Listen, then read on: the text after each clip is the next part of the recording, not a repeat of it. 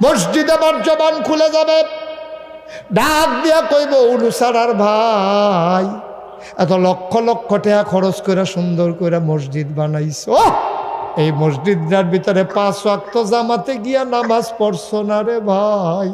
এই 5 ওয়াক্ত নামাজ মসজিদে না পড়ার কারণে আমি মসজিদ তোমার বিরুদ্ধে দাঁড়াই গেলাম, তুমি কেমনে জান্নাতে যাও আমি দেইখা দেব।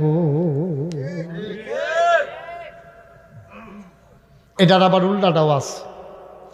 এটা হইল আপনি যদি মসজিদও না যান, আবার যদি যান, আবার যদি মসজিদ বানান, আবার মসজিদও নামাজও পড়েন, তৈলে কি তৈব?